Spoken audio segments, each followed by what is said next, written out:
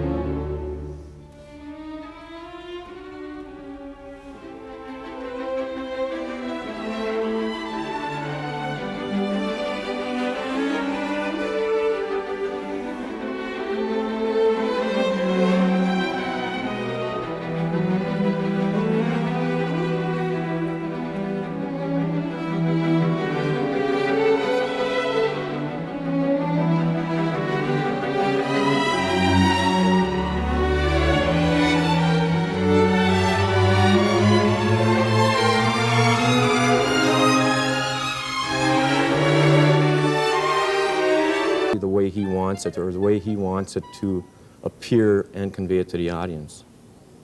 The challenging and most difficult part in painting, realistically, is the challenge of how do you capture the smell of the foul breath of a lion at 3 feet, or the magnificent honking of geese as they migrate south.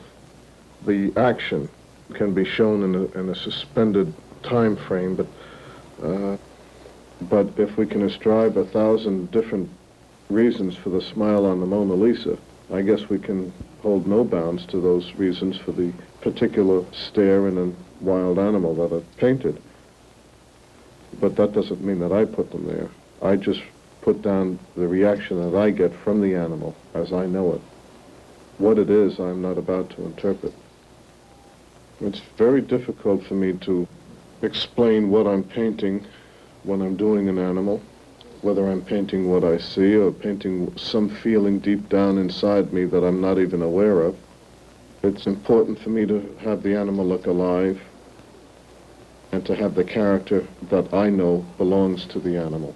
Well, Ben, I have an advantage doing motion pictures that I can show the animal moving and follow it. But Guy Coreleach really bites off a big task here when he wants to show that on canvas, doesn't he? That's right. You know, using a two-dimensional media like it is, he has to simulate motion, or motion that will follow. And in that particular painting, we can see that the bobcat stalking its prey and the motion that's going to come right after this particular scene. A striking picture, like all of his are. And of course, this must take years of studying these animals in the wild, doesn't it? That's right. Guy had always said that it takes him about 20 years to do the research on an animal, or actually to get to know wildlife and all his studies of it. It takes him about a month to inspire himself to do the painting, and it takes him about a week or a little longer than that to actually put the paint on the canvas. Well, let's look at some of his research right now in Africa as he's hunting some of these animals to study. Most interesting. There are many similarities between the hunter and the photographer and the artist, wildlife artist, such as the stork. You have to be very quiet, you've got to be unnoticed by the wildlife. Is a tremendous challenge, and it's rewarding to all three. The hunter, of course, can fire a bullet over a long range. The animal is dead and he brings it back. The photographer is concerned with the light and probably has to get a lot closer than the hunter. The artist probably is closer to the photographer as far as observation is concerned, but the tremendous advantage the photographer and the artist have over the hunter is that the artist and photographer can go into wild lands where there is no hunting, where the wildlife is unwary. But even the artist long afield can misjudge his prey, and when he does, he must take his chances and hope to survive. The African elephant has always struck me as being an extremely intelligent and tolerant animal. Like anyone else, he'll take just so much, though.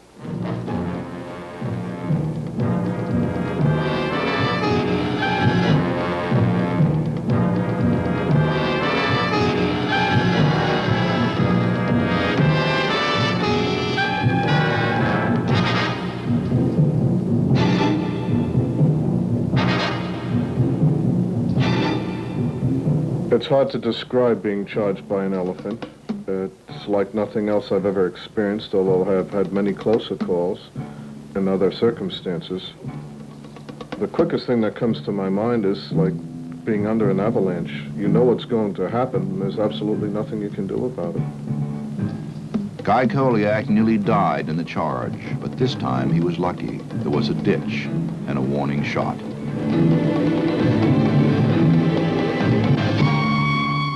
I can thank Eric Balson, the head of the game department on the Zambezi River in Zambia, for saving my life, because he chased off an elephant that I'd pushed too far.